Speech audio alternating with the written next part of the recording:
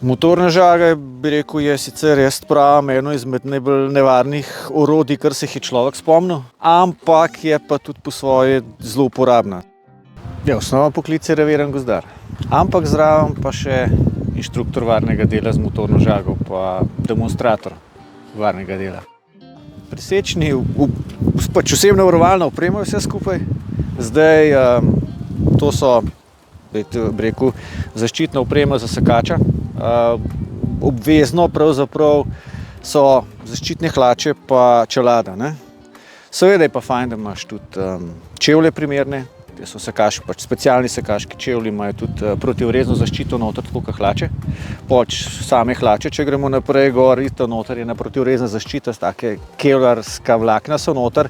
Če se jaz noter užagam, mi pol žago ustavijo, ne, da se ne poškodujem. Pol naprej je pač ta zgornji del, jopič, rokavice, pa varnostna čelada z mrežo pa z glušniki, ne. Za zaščito sluha pa mreža za zaščito obraza, ne. Motorna žaga uporabna je pač osnovno za delo v gozdu, za podiranje drevja, pol za žaganje konec koncev drv, krovci jih uporabljajo recimo v tišljariji, po domače povedano, pa podobnih zadevah. Ne, za več stvari se lahko motorna žaga uporablja, seveda prvenstveno po gozdarstvu, ne. Prikrajšano mukotrpno delo, ki so ga včasih upravljali z ročnimi žagami ali pa sekirami, a ne. Sicer zdaj bolj moderen pristop je tudi stroji za sečno, ampak povsod tisti stroji pač niso primerni za uporabo, tako da je žaga, vsaj kar se pri nas tiče, naših terenov tiče, še zmeraj tista glavno orodje, s katerim se lahko, ne vem, poseka drevje, da se pol dobi les za nadaljnjo uporabo.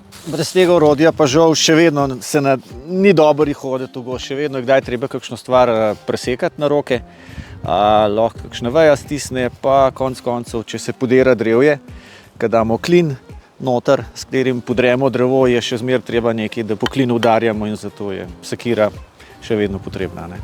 Ja, takrat so malo nabirali kandidate, kdor se je javil, zdaj fajn je, če imaš tudi malo predispozicijo od doma, da si nekako praktičen, da znaš delati z motorno žago, seveda osnova je znanje z tega področja. Je pa tako, imeti moraš pa tudi malo smisla za javno nastopanje, konec koncev te tam na tečaju gleda toliko pa toliko ljudi ali pa na kakšni predstavitvi, da znaš kaj povedati, ne, da je jasno razložen, dosti enostaven, pa da res poveš tisto, kar je treba, ne. V bistvu, da se ljudje tudi kaj naučijo iz tega. Drevo prej ali slej odmre, prej ali slej, ne. Zdaj, če mi majčkeno prej pridemo, imamo še kakšno korist od tega, ne. Lahko imamo stol iz plastike, lahko imamo pa iz tega lesa stol iz lesa, ne.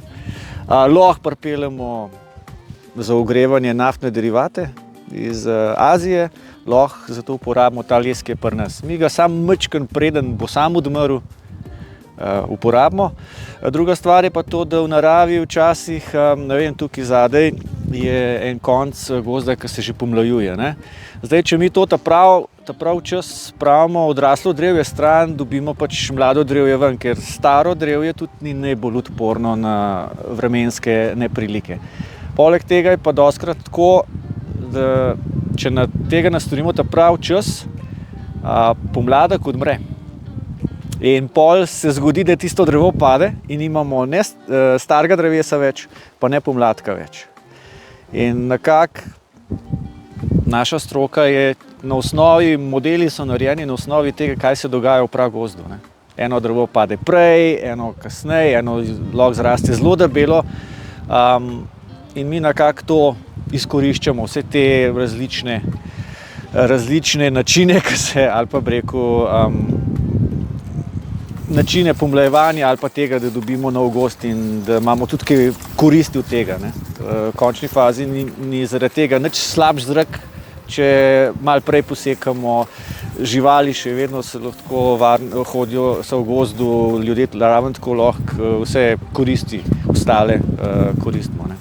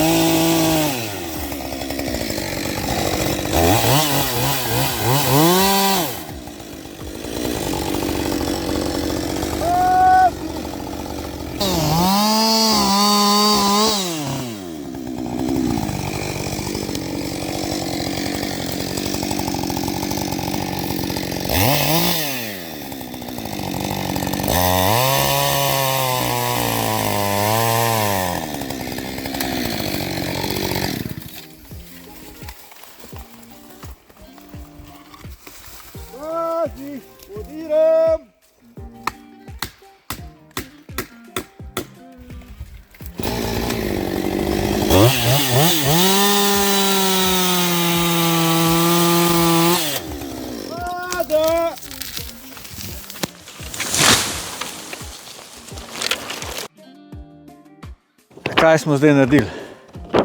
Naredili smo to, da je lahko drevo padlo. Torej, prvo smo naredili zasek, pač tako, kot navodila zahtevajo. Lahko povem, da je bil kot zaseka med 35-45 stopinj, globok nekje tam do 1/4, med 1/6 in 1/4 premera. Mi smo šli tukaj približno na 1/5. To je drevo je bil debut tam dobrih 25, torej smo šli tukaj notraj 5-6 cm. Potem smo pa naredili podžagovanje na malo drugačen način, ki je običaj, ker je drevo viselo naprej. V smer, kamor smo ga podelali, smo zato naredili obodni rez, torej da smo tukaj, ko so recimo po pravilih najprej žaga stisnjena vlakna in potem napeta, da smo tukaj najbolj stisnjena vlakna prežagali in smo oblikovali pol še tole ščetino, to je ta pnt, okrog katerega se drevo zvrne, zato da nam ne gre ne levo pa ne desno in ta pnt takole od vrha dol zgleda.